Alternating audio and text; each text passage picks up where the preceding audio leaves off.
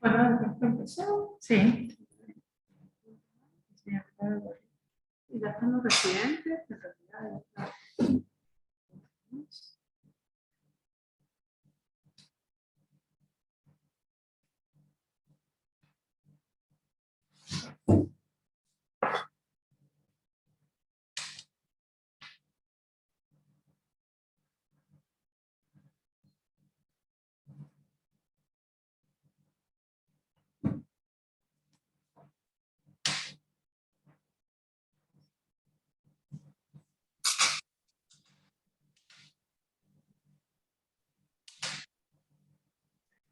Ya, por las dudas, muteate.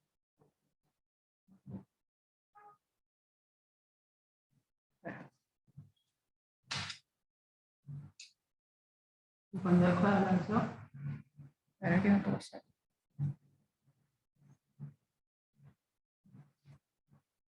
Puedo salir todo, pero...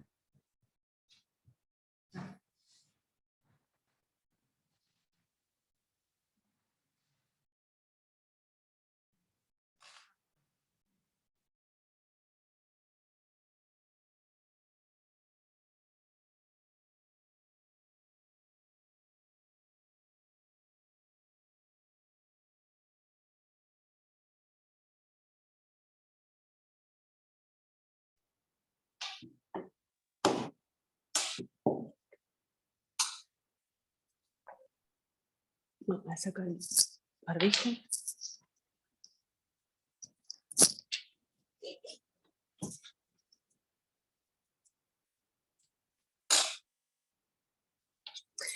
Buenas tardes a todos. ¿Me escuchan bien? Espero que sí. Bueno, le agradecemos a la doctora Ivana Moreira por participar de este módulo de urgencias en pediatría para residentes. Creo que ya es como el 6º módulo que hacemos. La doctora Moreira trabaja en el servicio de nefrología infantil del Hospital Rawson de San Juan. Se formó en la residencia de pediatría de acá y luego fue becaria en el Hospital Garrahan.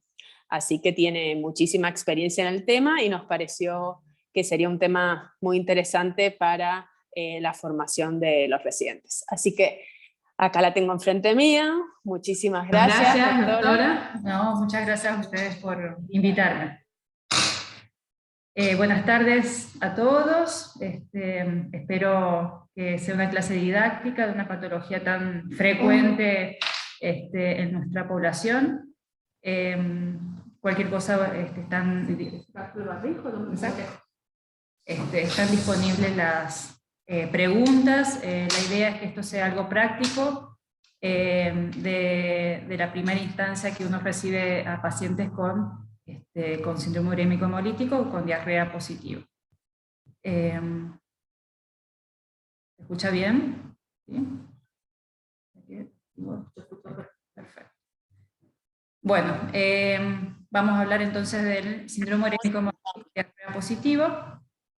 Este es está dentro de las microangiopatías trombóticas que corresponden a un desorden trombótico que compromete la microvasculatura.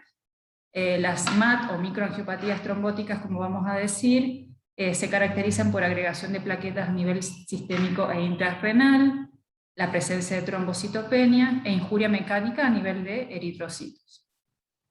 Presentan lesión de la pared de los vasos sanguíneos, siempre estamos hablando de la microvasculatura, o sea, arteriolas o capilares. Presentan engrosamiento parietal, trombosis plaquetaria intraluminal y obstrucción parcial o completa de la luz vascular. Dentro de la microangiopatía trombótica tendemos a dos grandes entidades que comparten la fisiopatogenia, si bien son diferentes en su presentación, tanto etaria como afectación orgánica, que es la PTT o púrpura trombótica trombocitopénica y el SUB o síndrome urémico hemolítico. La clasificación, podemos, muy groseramente vamos a hablar de esto porque está en todos los libros y artículos.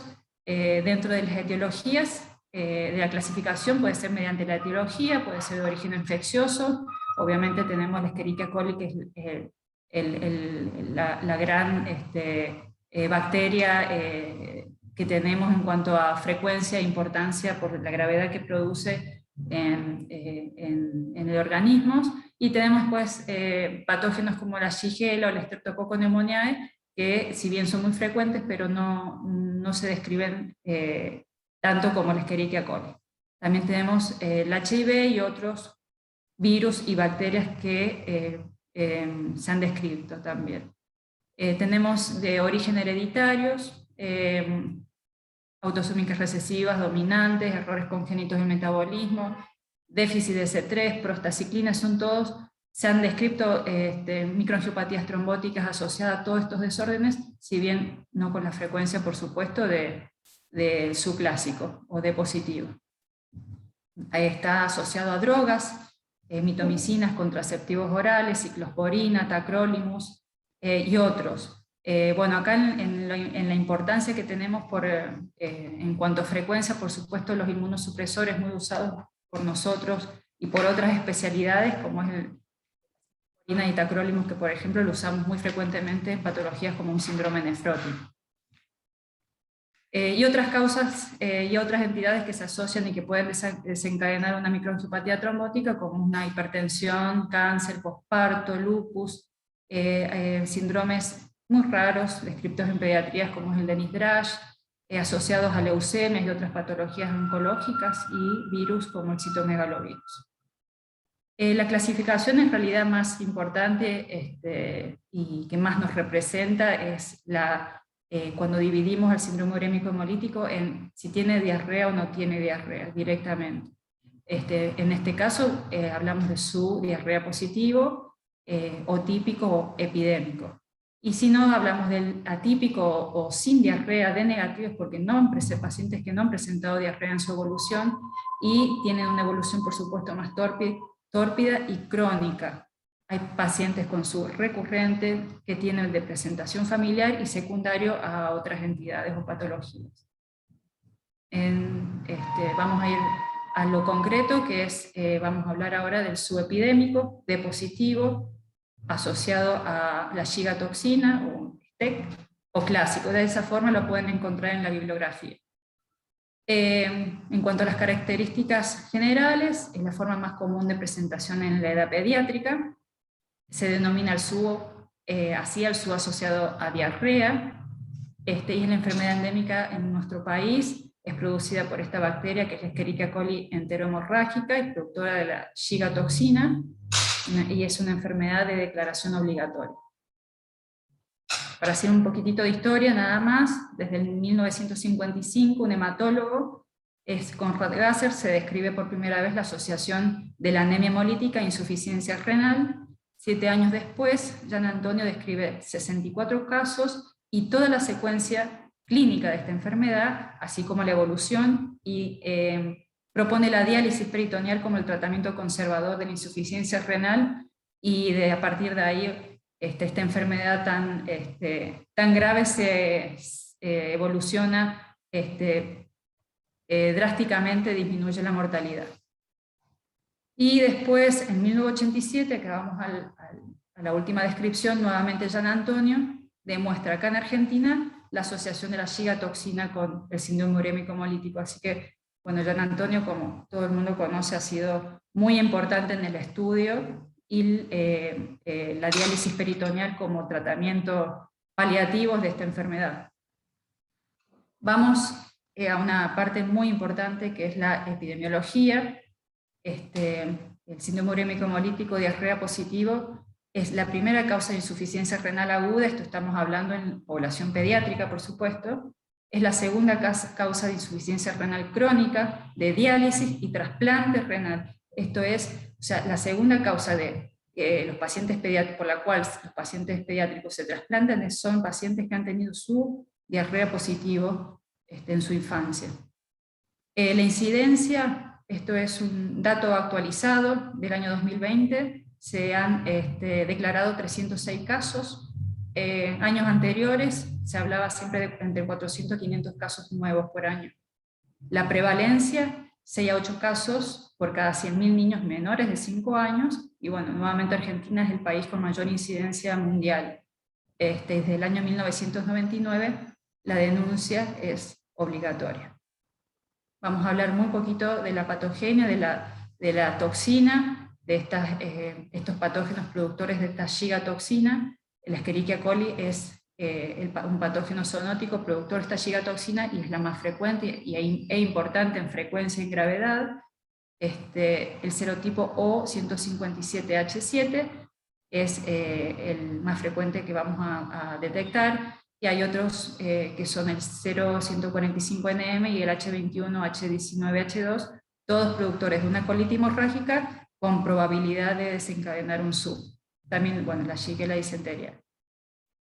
La producción de gigatoxina, en cuanto a la fisiopatología, se hace mediante los bacteriófagos que se incorporan al genoma de la Escherichia coli, desencadena la producción de gigatoxina 1, 2A, 2C y 2D. Estas dos últimas son las que tienen mayor riesgo de enfermedad humana. Dentro de estas gigatoxinas se han identificado dos clados de la Escherichia coli. Los clados son como una familia, una forma de Escherichia coli que son los más graves, que son los 6 y 8, esto es algo muy nuevo, y se asocian por su virulencia y su gravedad en la presentación clínica. Acá, bueno, es una imagen, vamos a hacerla muy simple, es el epitelio intestinal. Estas imágenes amarillitas serían la bacteria Escherichia coli, donde liberan la gigatoxina en el epitelio. El resultado último es la destrucción, necrosis, esfacelo de la mucosa intestinal.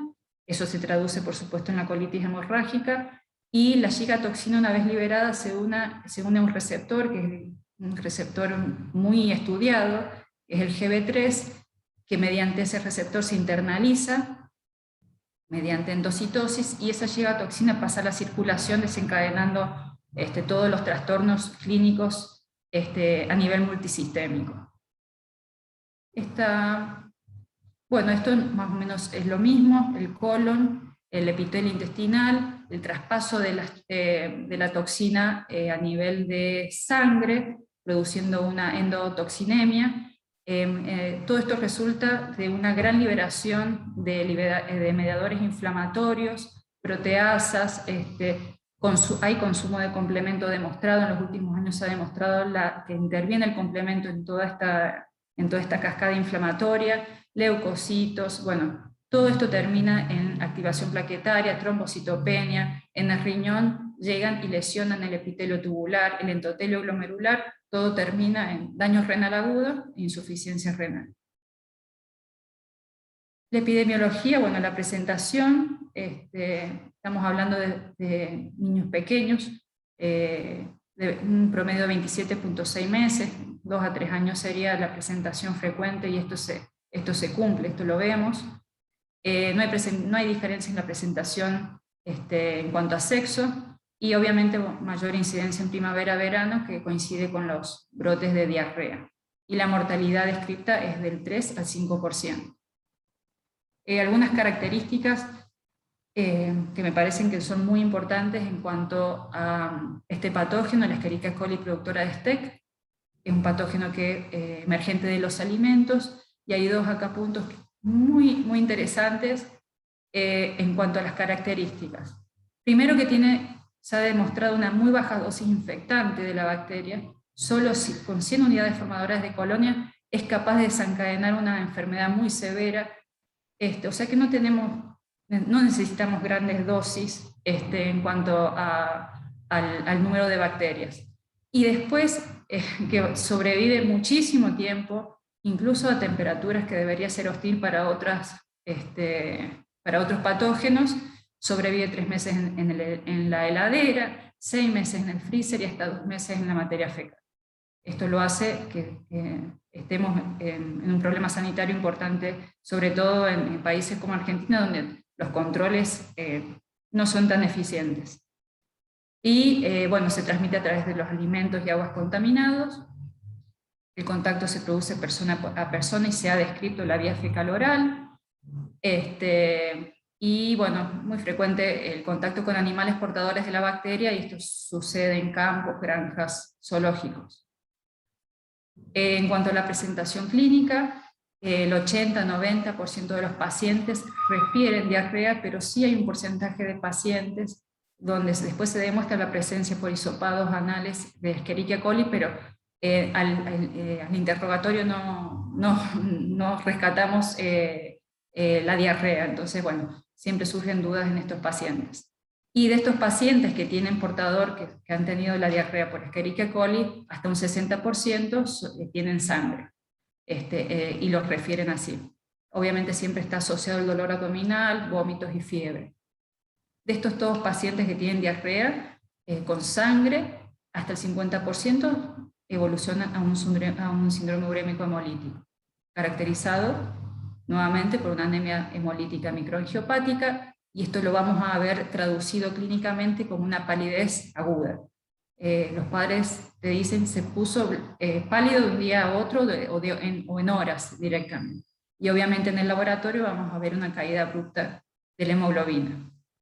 La trombocitopenia la vamos a ver traducida clínicamente como petequias y hematomas en los sitios de venopunción, injuria renal aguda, y eso lo vamos a ver como caída del filtrado, hematuria y un sedimento patológico. Vamos a ir ahora órgano por órgano, y los he puesto más o menos en orden de frecuencia en cuanto a la presentación. A nivel intestinal, bueno, la diarrea y los vómitos es muy frecuente, y en general la gran mayoría de las veces, por supuesto, es autolimitado, ¿sí? Aunque un porcentaje muy pequeño de veces de pacientes presentan prolapso rectal, perforación, invaginación, y esto desencadena muchas veces una enfermedad muy severa, muy grave. Pero bueno, el porcentaje de presentación de esto es la verdad que es poco. A nivel renal, la presencia de insuficiencia renal aguda, siempre vamos a tener la hematuria, proteinuria de diferente grado y oligoanuria en caso de compromiso renal más importante. A nivel hematológico, vamos a ver bueno, la presencia de esta palidez aguda que vamos a ver en el laboratorio, y la caída abrupta del hematocrito. Esto sería una anemia aguda, no una anemia crónica, son pacientes en general que vienen creciendo bien, que vienen bien alimentados, entonces esto es muy llamativo, y en general los pediatras saben detectarlo. Bueno, una anemia con aumento de la LDH, CUMS negativa, es muy frecuente la leucocitosis, neutrofilia, esquistocitos en el frotis, aunque algunos pacientes también se presentan con leucopenia. A nivel hepático, la afectación, vamos a ver en general una hepatomegalia en la ecografía. Esto se produce por, se podría decir, por una hipoxia aguda, y hay movilización de enzimas hepáticas. A nivel pancreático es muy poco frecuente, pero se puede ver algunas veces una diabetes, y muchas veces cuando se presenta diabetes necesitan del uso de insulina. A nivel cardíaco, una hipertensión y alteraciones del electrocardiograma. El compromiso neurológico no es tan frecuente, pero sí cuando estamos ante un paciente con irritabilidad, temblores, ataxia, convulsiones, debemos pensar que es uno de los pacientes que probablemente tengamos que ver y que evolucione más gravemente que otros. El laboratorio, cuando recibimos el paciente, vamos a pedirle hemograma. Muchas veces en la parte privada hacen solo hemograma, así que yo les pongo con recuento de plaquetas, porque sin plaquetas como que nos quedamos así a medias tintas, así que aclarar siempre, sobre todo cuando estamos hablando de laboratorio en la parte privada. En los hospitales en general siempre hacen el dosaje y el recuento de plaquetas. Bueno, agrupar y compatibilizar, realizar el frotis, CUMS, hacer la LDH, o sea, hacer la interconsulta correspondiente a hematología que nos ayude con este diagnóstico. Bueno, hacer función renal con urea creatinina, siempre, las dos, urea y creatinina juntas. Solo una urea no nos sirve, necesitamos la creatinina, que es el dato más exacto para valorar función renal, el ionograma, el estado ácido-base, el ácido úrico, la glucemia, las enzimas hepáticas, C3 y la orina completa. Y dentro de los estudios básicos de inicio pedimos radiografía de tórax y ecografía renal. Esto lo vamos a pasar. Bien, dentro de las políticas de control y prevención del síndrome urémico hemolítico tenemos el sistema de vigilancia epidemiológica, la denuncia obligatoria, el sistema informático del Civila y las unidades centinelas en cada provincia. Y las políticas de control en la industria de la carne, del SENASA, la ANMAT, que hacen, bueno, hay cosas que han mejorado, pero se está estudiando todo el tiempo y se están mejorando los controles. Bueno, nos paramos frente a un paciente que tenemos la sospecha de un síndrome urémico hemolítico, y el objetivo es, si tenemos ya la sospecha de que este paciente puede tener una Escherichia coli enterohemorrágica, por favor no dar antibióticos, no dar antiespasmódicos, y ser muy exacto en valorar el estado de hidratación de los pacientes. Esto sabemos porque bueno, el uso de antibióticos y antiespasmódicos agravan y hacen una proliferación a nivel intraluminal en el intestino de bacterias, y esto vemos pacientes que evolucionan más torpidamente cuando tienen estos antecedentes. Identificar pacientes con mayor riesgo de evolucionar al SU, identificar pacientes con productores de gigatoxina con mayor riesgo y formas graves de morir. Por ejemplo, el paciente que viene con compromiso neurológico. En cuanto al tratamiento, me voy a adelantar un poquito, pero no existe un tratamiento específico para el síndrome urémico hemolítico. Las medidas de soporte siguen siendo el pilar de su manejo. Este soporte se basa en el control de la injuria renal, de la hipertensión, el control del medio interno, de las complicaciones hematológicas, del aspecto nutricional y manifestaciones extrarrenales. Básicamente no existe un tratamiento de cura, es un tratamiento de soporte, y esto, el tiempo y el buen manejo en internación hace que tengamos quizás una mejor evolución. Esto se los digo porque hay un aspecto muy importante que nosotros tenemos que hacer que esto funcione desde la primera vez que vemos al paciente, en la fase prodrómica, en la fase de diarrea. En esta fase las pérdidas deshidratan al paciente y agregan un componente prerrenal que todos sabemos, a la falla renal intrínseca del SUB. En esta fase es importantísima mantener al paciente normohidratado. ¿Por qué? Porque se ve que en esta fase, que todavía no estamos ante el paciente que se puso anémico, que está con insuficiencia renal y oligúrico, sino que estamos en el paciente que está con diarrea aún. En esta etapa ya vemos alteraciones protrombóticas que determinan la isquemia renal, y esto ocurre en esta etapa. Toda la cascada inflamatoria ya está ocurriendo en este momento. O sea, preceden al desarrollo del síndrome urémico hemolítico. Hay estudios,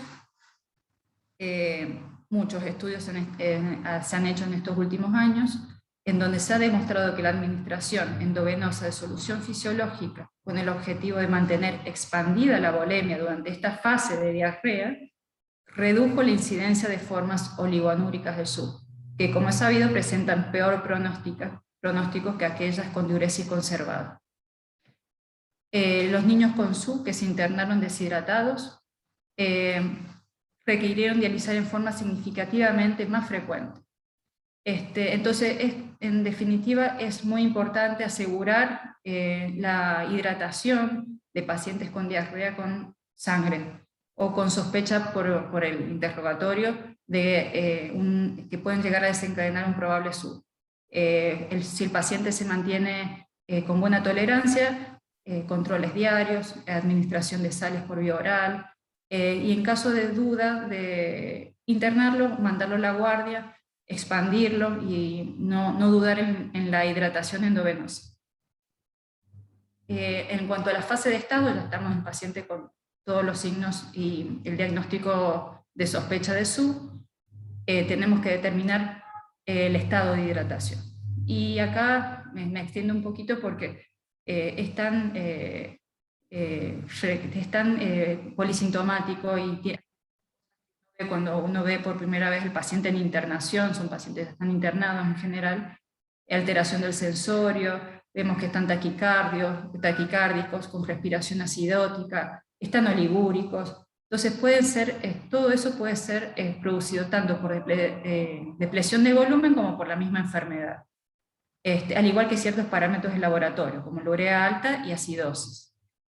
Por eso insisto en que el diagnóstico de deshidratación debe basarse en la presencia de pliegues, mucosas secas, enoftalmos, relleno capilar e hipotensión arterial. Esto es mediante el examen físico, básicamente. Dentro de los parámetros de laboratorio, el hematocrito alto o normal alto puede ser un marcador indirecto. Acá, bueno, lo voy a describir según si el paciente está deshidratado. Vamos a restaurar el volumen intravascular hasta alcanzar el estado de normovolemia. Lo vamos a expandir, usar solución fisiológica 20 por kilo. Pongo ojo con potasio porque son pacientes que sospechamos que están oligúricos y que están con un compromiso renal, así que evitamos a principio, al inicio de empezar con la hidratación, poner venoclisis hasta tener un laboratorio. Si el paciente está con sobrecarga de volumen, siempre hacemos una radiografía de tórax para ser más exacto en la valoración de su volemia. Vamos a hacer restricción hídrica, pérdidas insensibles, y la furosemida lo pongo en signos de pregunta porque no todos están de acuerdo con el uso de furosemida en estas etapas iniciales, pero yo creo que se debe dar una oportunidad a los pacientes oligúricos que han sido expandidos y que quizás podemos salir de esta fase de oliguria o oligoanuria con una dosis de furo. Obviamente esto se indica 1 o 2 dosis, cuando ya no funciona lo suspendemos. Pero bueno, esto es cuestionar, muchos lo cuestionan, esa es la verdad. Y bueno, una vez que esto pasa el tiempo, debemos evaluar la terapia de reemplazo. Perdón. Si el paciente está eubolémico, restringimos a pérdidas insensibles más otras pérdidas, esto si el paciente está oligúrico. Bueno, no veo acá. Después, bueno, trastornos electrolíticos, todo esto son, está todo escrito, está todo en las normas, en el libro de nefro, pero bueno, los repasamos rápidamente. La hiponatremia más frecuente que vemos en estos pacientes es dilucional. O sea, el paciente ha ganado peso, no está haciendo pis, y esto le hemos pasado hidratación endovenosa y no responde la diuresis. Volvemos a restringir líquidos y sodio y planteamos la diálisis si vemos al paciente en edema agudo de pulmón, con insuficiencia cardíaca, persiste anúrico y se presentan síntomas neurológicos. Si hay una hiponatremia por pérdidas gastrointestinales, vamos a ver un paciente hipovolémico, hipotenso, así que necesitamos reponer las pérdidas con solución fisiológica. Y si hay una hiponatremia sintomática, esto es el paciente que ha hecho una convulsión asociada a una hiponatremia y está hipervolémico y oligoanúrico, vamos a corregirlo con un preparado de cloruro de sodio al 3%. Esto está todo en los libros, pero se los digo de nuevo, se prepara con dextrosa al 5%, 85 mililitros, más cloruro de sodio al 20%, 15 mililitros, y el resultado es una solución que nos va a dar 0,51 miliequivalentes de sodio por mililitros. Hacemos la corrección, esta corrección de sodio ideal menos sodio real por 0,6 por kilo de peso. El sodio ideal no llevarlo a más de 10 por encima del sodio real, y el resultado de esto es los 1000 equivalentes que vamos a administrar en 1 a 4 horas. También se hace una solución, también podemos hacerlo con el cloruro de sodio al 3%, haciendo 2 mililitros por kilo. Esto se pasa en 10 minutos y puede repetirse 1 o 2 veces, hasta que ceda la sintomatología. Nunca corregir tampoco, más de 5 o 6, nunca más de 10 miliequivalentes respecto al basal. La hipercalemia, vamos a evaluar la presencia de hipercalemia con los síntomas asociados, vamos a tener palpitaciones, náuseas, dolores musculares, parestesias, y siempre el electrocardiograma nos va a ayudar, nos va a demostrar la presencia de trastorno de repolarización, ondas de picuda, ensanchamiento del QRS y depresión del segmento ST. Bueno, antes que todo, por supuesto, estamos con un paciente con hipercalemia, reveamos la venoclisis, puede haber errores, puede haber una indicación donde va un poco el potasio indicado, así que suspendemos urgente, y obviamente en la dieta disminuir la ingesta. Corregimos la acidosis, eso muchas veces mejora bastante los niveles de potasio, y bueno, usamos lo usual, que es el gluconato de calcio al 10%, que es un estabilizador de la membrana, salbutamol y glucosa cuando tenemos situaciones de mucha gravedad. Nosotros los nefrólogos usamos mucho las resinas de intercambio iónico. Ricalcio es un polvito, un sobre que se diluye en dextrosa al 10%, eso se puede dar interrectal o vía oral. Obviamente esta situación la vamos a dar a un paciente que tiene un aparato digestivo, una vía digestiva en buen estado, sin una colitis, sin un abdomen agudo. Esto es un paciente simplemente que está en un buen estado con catarsis positiva, ¿no? Obviamente, a pesar de todo, seguimos con hipercalemia, alteraciones electrocardiográficas, el paciente está oligoanúrico, la indicación es diálisis. La acidosis metabólica, chequear siempre el estado ácido-base, y el aporte de bicarbonato bioral o endovenoso también depende del estado del paciente. En cuanto al metabolismo fosfocálcico, bueno, la corrección de la calcemia, siempre en función de la albúmina. Son pacientes muy catabólicos. Desde la primera laboratorio que podemos llegar a tener de estos pacientes, si uno le hace albúmina en forma inmediata, son pacientes hipoalbuminémicos. Así que cuando tengamos el calcio, corregirlo y ver si hace falta, a pesar de eso, seguir adelante. Pacientes con fósforo elevado, restringimos el aporte, damos el carbonato de calcio por vía oral, con las leches, con las comidas, sin superar los 3 a 4 gramos día. Acuérdense que el comprimido es de 1250 miligramos, pero el aporte de los comprimidos es de 500 miligramos de calcio elemental.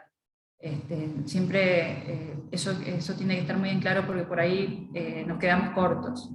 Y bueno, se puede usar de forma transitoria el hidróxido de aluminio también, como coadyuvante del calcio. La hipocalcemia, para corregir la hipocalcemia, la hacemos lejos de las leches para que no se vaya con materia fecal y se absorba. Y en caso sintomática le hacemos la corrección. Yo ahí les dejo las correcciones de calcio en neonatos y en niños y en adultos. Y el ácido úrico, bueno, corregimos y indicamos con niveles mayores de 10. El uso de allopurinol es lo que tenemos todos a mano, pero se debe adecuar al clearance renal, y bueno, por ahí en centros más complejos tienen rasburicasa, que no tiene toxicidad renal, si bien tiene otros trastornos como alergias, pero nosotros usamos el allopurinol, es lo que tenemos siempre. En cuanto a las alteraciones hematológicas, vamos a transfundir con glóbulos rojos sedimentados a todo paciente que esté en una crisis hemolítica con 10 mililitros por kilo, independientemente de los niveles de hemoglobina. O sea, el paciente que está con crisis hemolítica, pedimos la transfusión. En pacientes pedimos la transfusión. El uso de eritropoyetina es algo que también en los últimos años hemos estado usando en este tipo de pacientes con insuficiencia renal aguda, porque se ha demostrado que tiene un efecto renoprotector, disminuye el daño endotelial, y hay bueno, acá les pongo que puede generar hipertensión, pero siempre lo podemos controlar eso. Se demuestra que hay un déficit de eritropoyetina, tanto por la injuria renal como por la inhibición de la síntesis inducida por las transfusiones repetidas. Y vemos en estos pacientes que tempranamente indicamos eritropoyetina, que tienen mejor recuperación de la hemoglobina durante la internación y después cuando se van de alta. Así que, bueno, obviamente suspendemos la indicación de EPO cuando normalicen la función renal. Indicamos ácido fólico, y hierro no es algo que indicamos porque se supone que hay disponibilidad por la liberación de hierro por la hemólisis de los glóbulos rojos. En cuanto a la transfusión de plaquetas, por supuesto que evitamos siempre transfundir con plaquetas. Esto puede agravar el cuadro del paciente, pero ante un paciente con sangrado activo del sistema nervioso central, o que tiene que ser intervenido quirúrgicamente, sí es algo que se indica. Bueno, en hipertensión en internación, no quiero, se usan las drogas habituales, y lo que sí quiero remarcar es que en general por sobrecarga de volumen. Es lo más frecuente que nosotros vemos. Entonces el paciente que normalizamos el volumen porque ya está en diálisis o restringimos los líquidos suele mejorar, si bien hay una liberación de renina también demostrada por la afectación renal. Usamos bloqueantes cálcicos, vasodilatadores, la nifedipina es de efecto más rápido, la amlodipina es muy buena, pero tarda un poco en hacer efecto, hay que esperar 2 días, 3 días, y los beta bloqueantes. Esos son de elección a primera instancia. En pacientes con hipertensión grave y resistente a fármacos, usamos hipotensores de gran potencia como el minoxidil y el nitroprusiato. El tratamiento nutricional de estos pacientes debe ser enérgico, adecuado y precoz.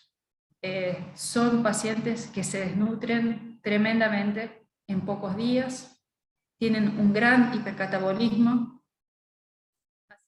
Adecuamos, le pedimos a la nutricionista que lo valore inmediatamente, que nos indique una dieta normoproteica según la edad. A 0 a 6 meses damos un poquito más de proteínas, 2,5 gramos kilo día, de 7 a 12 meses 2,2 gramos kilo, eso es lo que se recomienda, de 13 meses a 6 años 2 gramos kilo día, de 6 a 10 años 1,5, y en mayores de 10 años 1 a 1,2 gramos kilo día. Que sea hiposódica estricta, con potasio controlado, y obviamente siempre asociado con la restricción de fósforo, e hipercalórica. En general, los niños más pequeños son pacientes que tienen una mala tolerancia, una mala actitud alimentaria, así que indicamos junto con la nutricionista la sonda nasogástrica precoz para iniciar la alimentación. El tratamiento neurológico, el tratamiento de la convulsión, evaluar alteraciones metabólicas asociadas, y por supuesto ante un compromiso severo neurológico, la diálisis en primer lugar. Acá lo puse en tercero, pero lo que hacemos precozmente es dializarlo al paciente, y en situaciones de gravedad extrema, hay centros que empiezan a considerar la plasmaféresis y el uso del eculizumab, que es un anticuerpo monoclonal que se usa en su atípico. Factores pronósticos que nos van a dar idea de cómo se va a comportar el paciente en cuanto al aspecto nefrológico, en los días de anuria y de diálisis. Por ende, un paciente con menos de 7 días de diálisis es un paciente que en general va a evolucionar bien, no vamos a tener problemas de hiperfiltración, hipertensión a futuro. Un paciente con más de 14 días de diálisis, en el corto a mediano plazo, es un paciente que va a tener enfermedad renal crónica y va a ingresar a diálisis. Se describe la leucocitosis y neutrofilia como al ingreso el paciente va a desencadenar mayores complicaciones que un paciente con recuento leucocitario normal. El prolapso rectal y el compromiso neurológico se sabe que está asociado a los pacientes de más grave evolución. La terapia de reemplazo renal, nosotros hacemos la diálisis peritoneal intermitente. Obviamente la indicación absoluta es el compromiso neurológico y la anuria mayor a 24 horas. Acá, un poquito largo, pero unos datos nuevos. El grupo de la doctora Vallés ha propuesto, sobre todo estos pacientes, problemas con gran índice de mortalidad, que son los que tienen compromiso neurológico y desarrollan un shock séptico. Entonces ya se plantea iniciar un tratamiento con plasma fresco, 3 días, y pulsos de metilprednisolona a 10 miligramos por kilo, y también en caso de ser resistente, continuar con plasmaféresis por 5 días, desde su ingreso a la terapia intensiva. Esto, el planteo es la remoción de mediadores inflamatorios. Hay varios laboratorios desde hace varios años que están estudiando, están desarrollando inhibidores o ligadores, que son neutralizadores específicos de la síntesis de ese receptor, el GB3, así que bueno, todavía no es algo que vemos en el mercado, pero es algo promisorio. También el uso de probióticos se están desarrollando, allá en otros países se está implementando, que tienen propiedades similares a ese receptor fundamental para el ingreso de la toxina a la célula. Hace como una competencia, se lo denomina el falso receptor GB3, y hace que se desvíe la unión de la toxina al GB3 verdadero. Bueno, después han sido iniciados protocolos de tratamiento utilizando, es lo que dijimos anteriormente, anticuerpos monoclonales anti-gigatoxina 1 y 2, con el objetivo de disminuir la inflamación y la citólisis. Se propuso el uso de este anticuerpo monoclonal, que es el eculizumab, que es asociado a corticoides y es usado como primera instancia en los subatípicos, y anda muy bien. En cuanto al pronóstico, un 20% de estos pacientes presentará injuria renal secuelar, el 5% va a ir a un trasplante renal. Acuérdense que la segunda causa de trasplante renal en Argentina en pacientes pediátricos, un 70% se recupera completamente, y la mortalidad en la etapa aguda es del 3 al 5%. Después hacemos el seguimiento una vez que se va de alta, y el objetivo es detectar hipertensión, detectar proteinuria y microalbuminuria, que nos va a hablar de hiperfiltración, y riesgo de compromiso renal a largo plazo, y obviamente bueno, la caída de filtrado glomerular en pacientes, sobre todo que han tenido más de 14 días de diálisis. Los controlamos a los 7 días de post-alta, a los 15, a los 30, después al tercer mes, al sexto mes, y siempre con controles anuales y con la denuncia obligatoria hasta el año que se ha ido de alta. Eso los nefrólogos lo hacemos rutinariamente. En el aspecto nutricional, indicamos la dieta hiposódica hasta el sexto mes y normoproteica toda su vida. Y muchas gracias. ¿Tienen alguna pregunta? ¿Ya?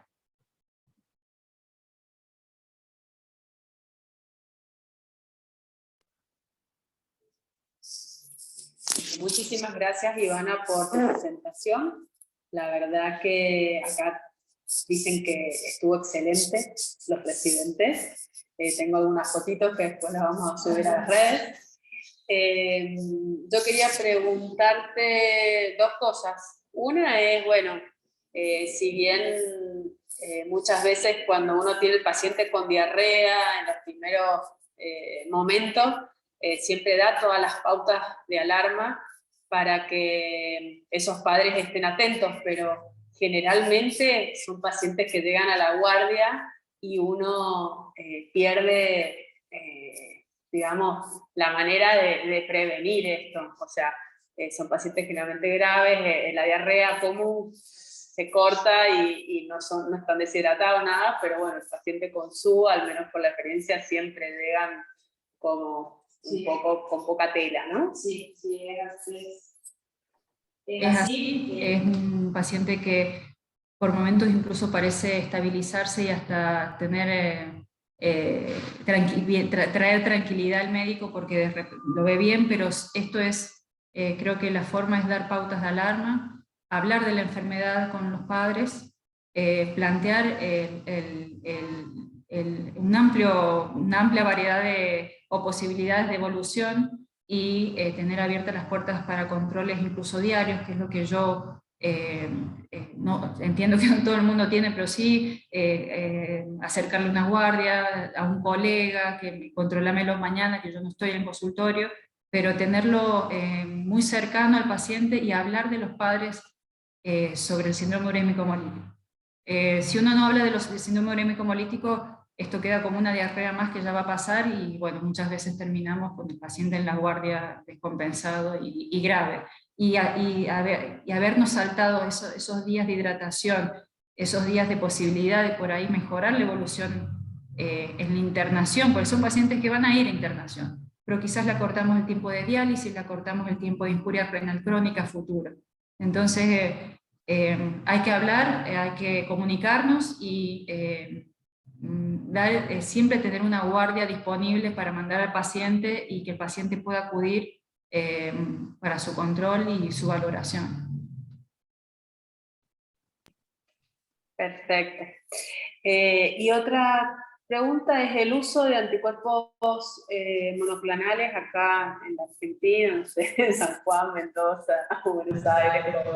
El eculizumab, hay laboratorios que se han acercado a nosotros, pero para el uso del SUB atípico. Pero sí sé que en otros centros de mayor complejidad, en Buenos Aires, en otros centros sí lo han llegado a usar. Tema que es muy difícil conseguirlo, es carísimo, y es todo un trámite que hay que hacer, pero es algo muy promisorio porque estamos hablando de pacientes en donde la mortalidad es altísima. El paciente con compromiso neurológico es un paciente que son los que llevan el 3 y el 5% de mortalidad de la enfermedad. Pero es algo que uno esperaría que se incorpore el día de mañana como de rutina, en protocolos, y sea más accesible. ¿Sí? No es fácil.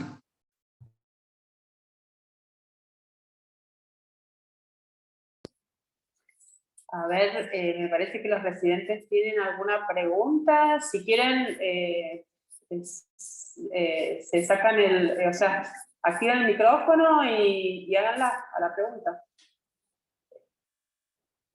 Ah, no tiene micrófono. A ver si la puedo leer. Acá, a ver. ¿En qué momento podemos considerar que el paciente está de alta? Perfecto. A ver, muy interesante. El paciente que está de alta es un paciente que ha superado su cuadro agudo, que no ha vuelto a repetir crisis hemolítica, que tiene hemoglobina y hematocrito en ascenso, que está normalizando la función renal, que está normotenso, que está con diuresis positiva y que después de un periodo de 48 a 72 horas no vemos una crisis hemolítica. Son pacientes que tienen una larga internación en general. Pero básicamente es eso, tenemos que asegurarnos que el paciente no vuelva a tener una reactividad, una actividad de su enfermedad hemolítica. Es muy difícil predecir, pero juntando todo eso, el paciente estando varios días de estabilidad y con el laboratorio vemos cómo aumentan la hemoglobina y normalizan las plaquetas, ese sería el punto de egreso hospitalario. Perfecto. ¿Otra pregunta? Sí. ¿En qué momento puede volver el chico a las clases? A las clases. A las escolares. El paciente, una vez que se recupera y normaliza función renal, le hacemos los controles a los 7 días, a los 10 días y al mes es un paciente que puede volver a clase. Porque si es un paciente que ha normalizado función renal y es un paciente que está normotenso y simplemente los controles que estamos haciendo de rutina. Bueno, muchísimas gracias. La verdad que es muy interesante la charla. Estamos muy contentos. Muchas gracias. Bueno, la vamos a colgar a la charla por si la quieren ver de nuevo, los que no pudieron verla. En la web de la SAP ya les enviamos un mail. Muchísimas gracias por participar y nos vemos el mes que viene.